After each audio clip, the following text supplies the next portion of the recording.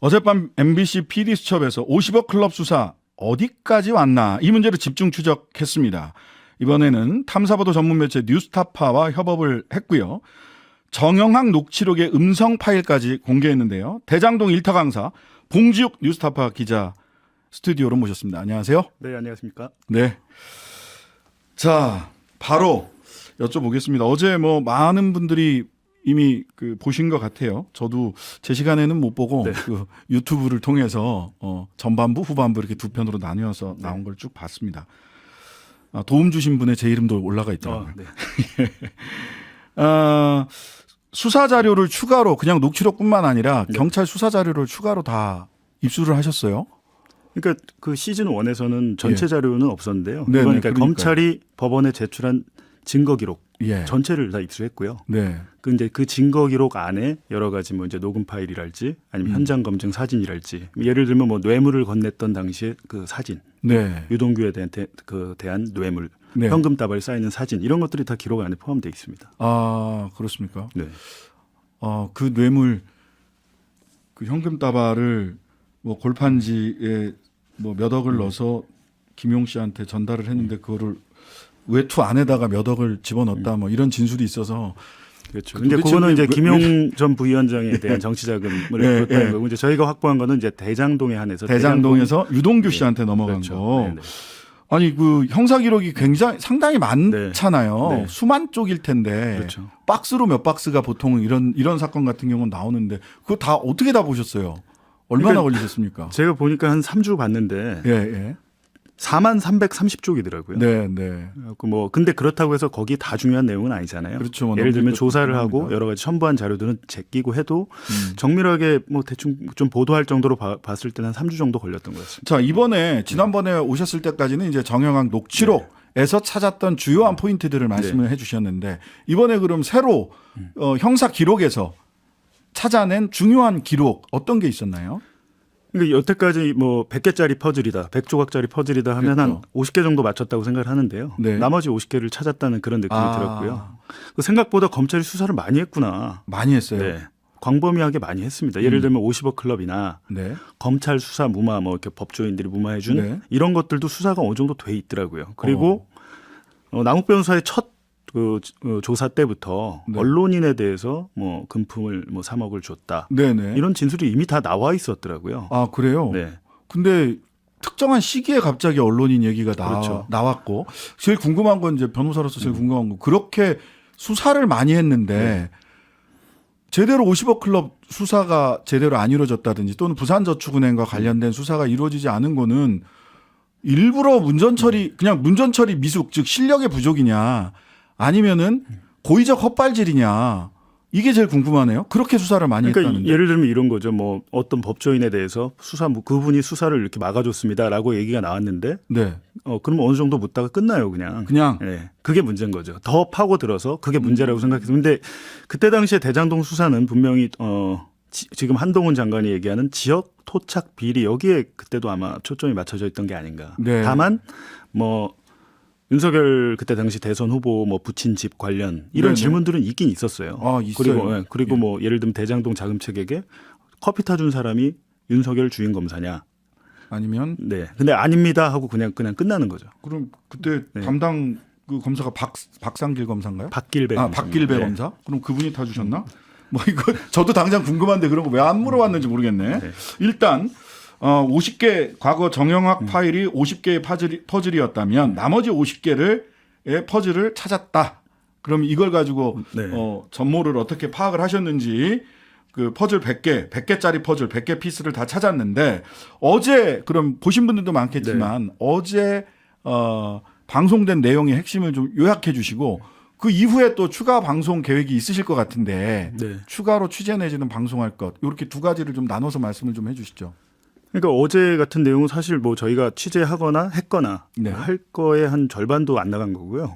절반 뭐 한 3분의 1 정도 3분의 1 안 나갔다고 보이고요. 왜냐하면 이제 여기 어제 방송 같은 PD수첩 방송 같은 경우는 곽상도 의원의 아들 50억 퇴직금이 과연 정당했냐 그거를 수사 기록과 녹취록을 기반으로 검증해 본 거죠. 네. 그리고 거기에 부산저축은행을 단순히 뭐 수사를 하냐 마냐의 문제가 아니고 알고 보니까 부산저축은행 그 대출 원금도 회수를 다 못 해가지고 그랬죠. 어떻게 대출 원금이 회수가 안 되는데 개발 사업을 이거 누가 하게 해준 거지? 그러니까요. 라고 해서 추적을 해 들어가다 보니까 여기도 고위 법조인들이 그림자가 보이거든요. 네. 그 부분은 방송에 담지 못했습니다. 그러니까 어제는 일종의 좀 맛보기 비슷하게 이렇게 가장 했던 거죠. 국민적인 관심사인 50억 곽상도 50억 박병채 씨에게 간 그렇죠. 50억은 네. 도대체 왜 간 거고 이게 부정한 소위 청탁이 네. 없었다. 그걸 확인하지 못했다라는 게 이제 법원의 네. 판단이었잖아요. 그러니까 예를 부정한 들면 청탁과 뭐 그런 그렇죠. 대가성 행위가 있었느냐. 예. 뭐 한 세네 가지의 부정한 청탁이 있었다고 검찰이 재판에 넘겼는데 제가 네. 보기에 거기서 가장 중요한 거는 그 네. 화천대유가 그 하나은행과 컨소시엄을 맺을 때 네. 깨질 뻔했잖아요. 그랬죠. 그거를 곽상도 의원이 막아줬다라는 건데 법원이 이제 그 판사가 판단할 때는 막아준 증거가 없다라는 거예요. 뭐 하나은행에 직접 만나서 뭐 곽상도 씨가 이런저런 일을 한 네. 증거가 없다. 근데 제가 보니까 어느 정도 그때 수사가 돼 있었어요. 그래요? 네. 어떻게 수사가 돼 있을까요? 예를 들면 하나은행 관계자가 와서 음. 실제로 깨질 뻔한 위험한 상황이 있었다라고 진술하고 있어요. 예. 그리고 정형학과 남욱이 나 그 곽상도가 해결했다고 들었고 그것 때문에 돈 줘야 된다고 네. 일치된 진술을 하고 있습니다. 네. 자, 그러면 이걸 가지고 50억을 줘야 된다. 어떻게 전달할까라고 고심하는 내용을 음성이 그대로 공개됐습니다. 그렇죠. 네. 어제. 그 음성 한번 직접 들어보시죠. 김만배, 유동규 두 사람이 상의하는 내용입니다. 두 사람은 구분 열로 안 되지. 수여대하고 박상도. 그거는 그거는 권력입니다. 아들한테 배당을 했지. 아니 그거는 다른 사람보다 아들한테 도둑세 내고 가져가야죠. 그건데 아들은 회사에 막는데 50억을 어떻게 가져가요? 근데 문제는 뭐냐면 이제 박 선생님은 박 선생님 변호사네요. 그래요. 지금 변혁이잖아요. 정치학을 갖고 그런 줄 알았는데 오히려 제일 문제네. 그거. 아니 아들한테 못 주던 것을. 아들한테 주는 수밖에 없어요. 아들한테 그리고 아들이 그렇게 받아왔다고 하면 나중에 아들 문제가 나중에 불거질 수 있어요. 굉장히 구체적으로 상의를 하네요. 그렇죠. 근데 저희가 이걸 어제 뉴스타파에서 전체를 80분짜리를 공개했고요. 네. 노래방에서 이제 나눈 대화가 사실상 전체 녹취록의 엑기스 핵심입니다. 네, 여기에 이게 많은 것들이 나와요. 몇 년이죠? 2020년 10월 30일에 대화한 거고요. 2020년 네. 10월 30일. 여기 보면 수연이하고 곽상도는 수연이는 그 박영수 전 특검의 딸입니다. 따님. 네. 예, 이미 언론에 다 이름이 네. 나왔기 때문에 저희들도 그대로 썼습니다.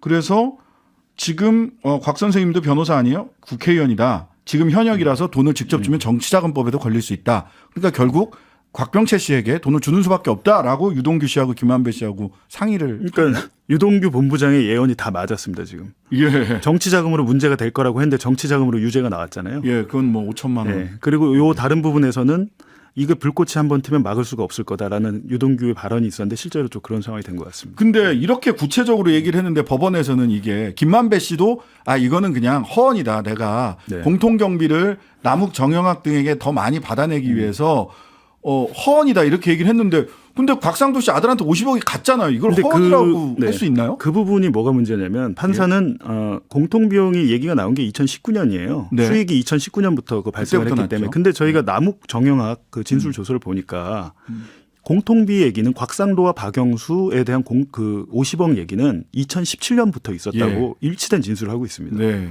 근데 판사는 그 부분을 모르겠습니다. 왜 증거로 채택을 안 했는지. 그걸 왜 2017년부터 있던 얘기인데 네. 이 녹취록에서 나온 건 2020년에 만들어진 녹취록이니까 요건 못 믿겠다. 그럼 2017년도에 나온 얘기라도 믿으시면 되지 않나요? 글쎄요, 이걸 그러니까 저희가 목소리를 굳이 공개한 거는 네. 같은 말이라도 우리가 목소리 그렇죠. 실제를 들었을 때랑 단어로 글자를 그때 완전히 다르거든요. 근데 굉장히 지금 분위기가 심각하고 구체적이고 진지합니다. 지금 농담을 하는 얘기가 아니거든요. 그러니까요. 그러면 예를 들면 정영학이 만약에 이게 거짓말이었다면 동업자인 남욱과 정영학이 가만히 있겠습니까? 그렇죠. 유동규는 지금 50억에 대해서 뭐라 그러냐면 그거는 반드시 해결해야죠. 이렇게 또 마지막에 네. 얘기를 하고 있어요. 그러네요. 자, 그러면 자 50억을 주기로 하고 어떻게 줄까를 상의를 했는데 이거는 아까도 말씀하셨다시피 하나은행 컨소시엄을 곽상도 씨가 유지를 시켜준 대가가 네. 주요한 그런 거기에 대한 보답이지 않겠느냐.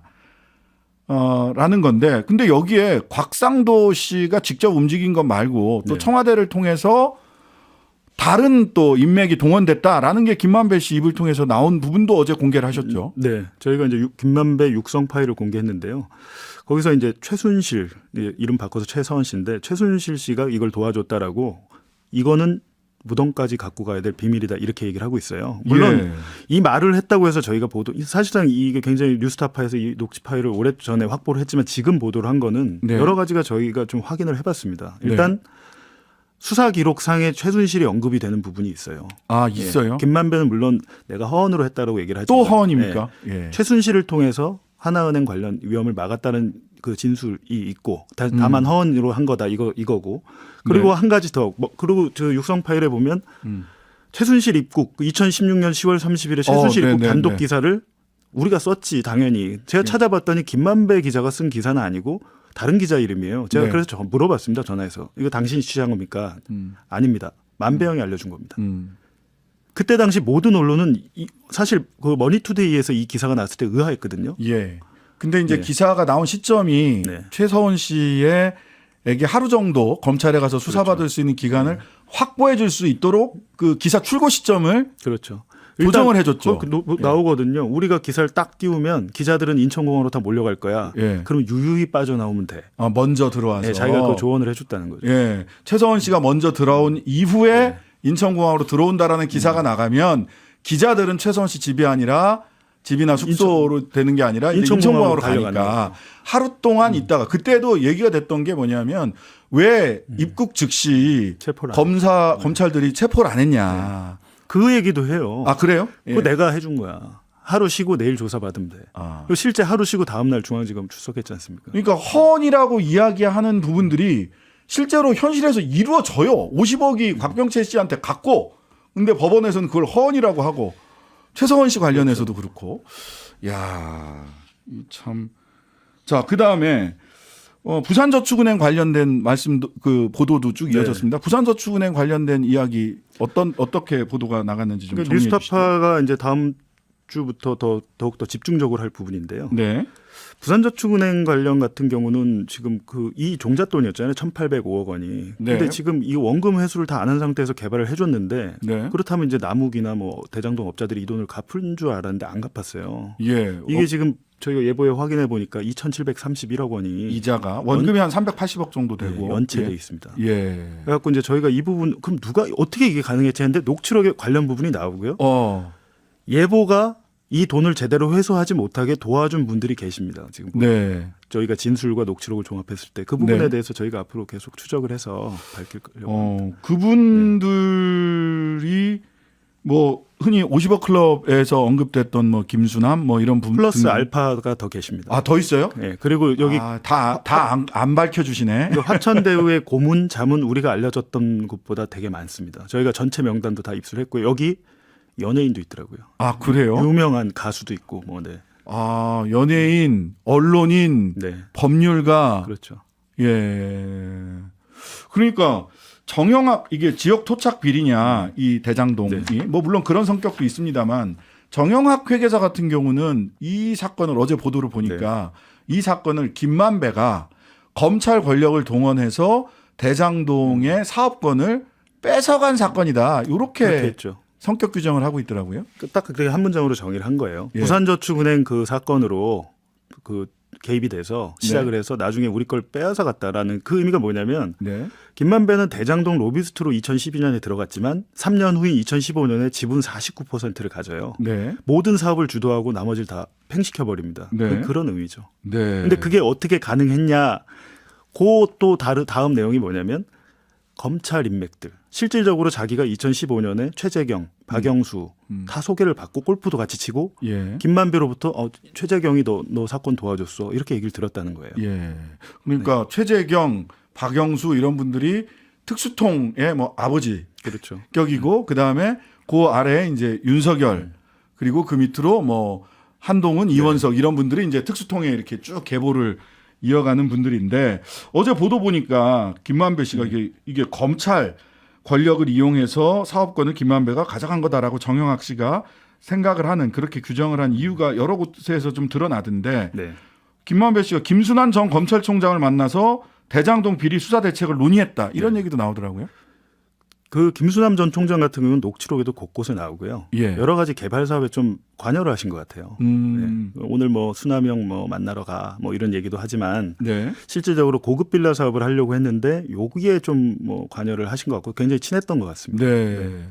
그리고 그 계신 그 법무법인에 아마 그 수임료를 100억 이상 준 게 또 문제가 됐지 않습니까? 네. 네. 그런 네. 부분들 되게 이상한 부분이에요. 김만배는 대부분 법률, 자문료, 고문료 아니면 돈을 빌려주는 대여금의 형태로 주거든요. 네.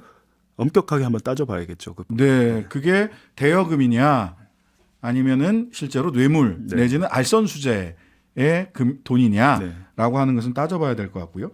그러니까 너무 굵직굵직한 분들이 많이 나와서 박영수 전 특검 얘기가 사실은 제일 많이 나온다. 지금 네. 검찰 권력이 뺏어간 거다라는 정영학 씨 이야기에 근거해서 그럼 도대체 검찰 어떤 사람들이 얼마나 개입됐길래 그렇게까지 얘기를 하는가에 관련해서 지금 여쭙고 있는 건데 박영수 전 특검 얘기가 제일 많이 나온다면서요? 그러니까요. 2011년부터 지금 부산저축은행 2021년까지 계속 나오고 있는데 예.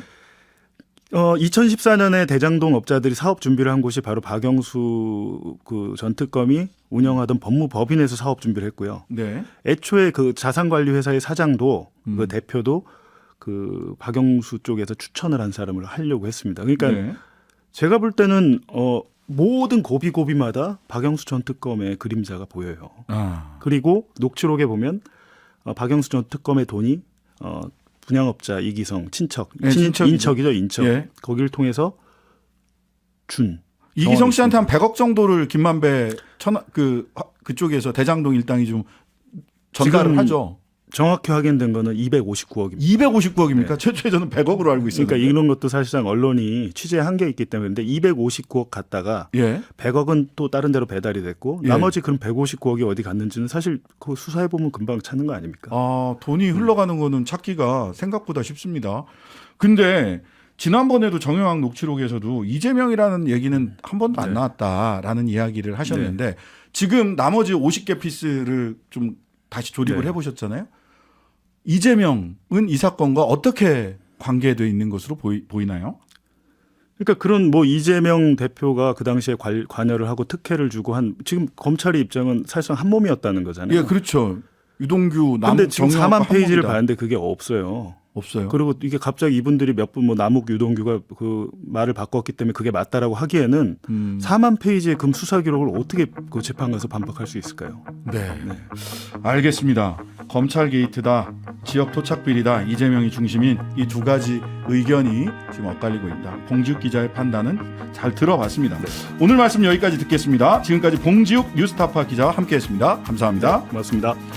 예, 보다 자세한 내용은 MBC PD수첩과 뉴스타파 보도 참조하시면 되겠습니다. 하루 종일 기다려지는 진짜 시사. 평일 저녁 6시 5분 신장식의 뉴스 하이킥.